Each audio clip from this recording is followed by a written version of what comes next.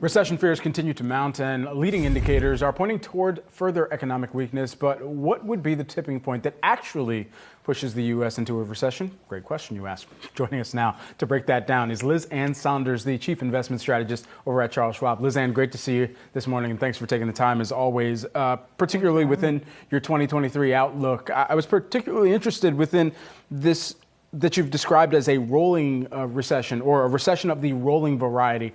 Perhaps you can break that down for us. Yeah, and that's unique to the COVID cycle. So if you think about the point at which stimulus kicked in, you had this pent-up demand, but because we were still in some form of lockdown, all that demand was forced to be funneled into the goods side of the economy. That then became the breeding ground for the inflation problem we're still dealing with. But since then, a good chunk of the goods side of the economy, including housing and many things housing related, some tech areas, some consumer areas, have gone into what could be defined as recession. You're now in disinflation, if not deflation, in those goods inflation categories. But we've then subsequently had the pent-up demand on the services side. That's where the inflation is most sticky at this point. And I think because services employs more than the good side of the economy, that helps to explain why the labor market has been relatively resilient. So that's the nature of a rolling recession.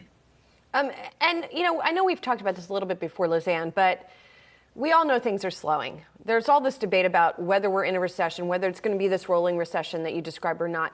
Why does it matter from a consumer and an investment perspective if it is technically a recession, or does it matter? Is it just the sort of slowing that's the important part? I think if we were having this conversation a year ago and we were just off all-time highs in equity indices, I would say it would matter a lot. But at the October lows, S&P was down 35%. Whether it's ultimately declared an actual recession by the NBER, which always comes, well after the peak in economic activity, it's almost more academic at this point. That said, I think there's the feeders into the consumer confidence side of things as well as consumption. And that's more a function, I think, of if we start to see more headline deterioration in the labor market. That's when I think the pinch will be felt a bit more. I'm not sure it has as many implications for the equity market from here, given the bear market that's been already underway for more than a year. Liz Ann, how concerned are you about what appears to be the spreading of these layoff announcements? It started in tech, but you got news today out of 3M saying they're laying off 2,500 people in the manufacturing sector because of slowing demand. How concerned are you about that? I think it's going to get worse from here. Every leading indicator suggests that the labor market will weaken. In addition, you've got the Fed. Essentially, they're not gunning for a higher unemployment rate. They've got an unemployment rate about 1% higher than where it is right now in their dots plots and their economic forecast. But what Powell and pretty much every member of the Fed has been very clear about is they want to see a significant dent to labor market demand, sort of crush job openings without causing a significant increase in the unemployment rate.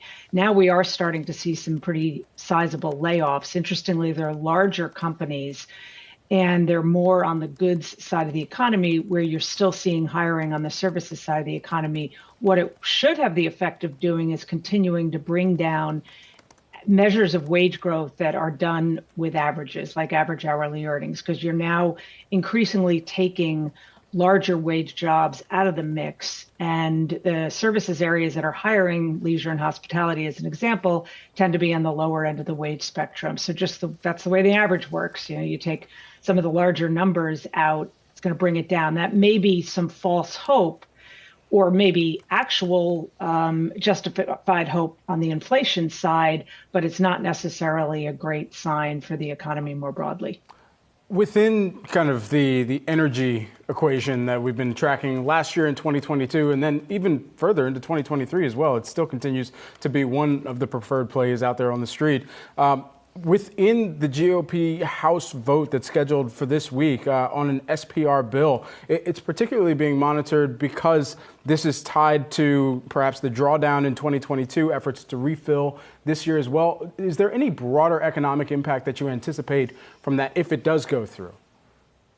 I don't know if there's broader economic impact. It certainly is a tricky situation when you're trying to replenish what you took out at prices that are not necessarily beneficial. And that, of course, is tied in part to China's reopening after the lengthy period of lockdown. So I do think from a demand perspective and whether ultimately the price is right for replenishing those stockpiles, a lot has to do with the trajectory of China on the demand side for oil.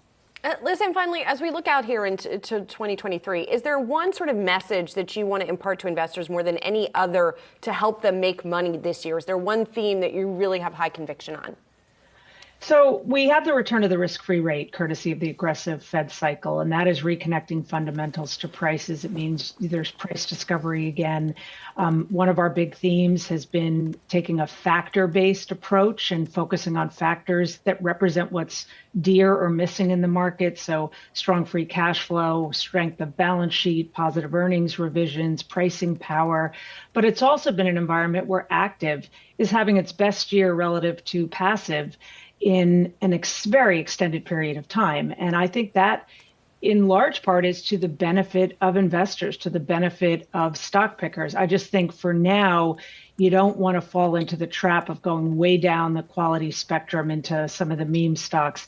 Stay with those quality oriented factors, but apply that screening across the spectrum of sectors as well as cap ranges and even growth and value from an index perspective. Charles Schwab, Chief Investment Strategist, Liz Sonders. Always a treat to get some time with you. We'll talk to you soon. Thanks very much.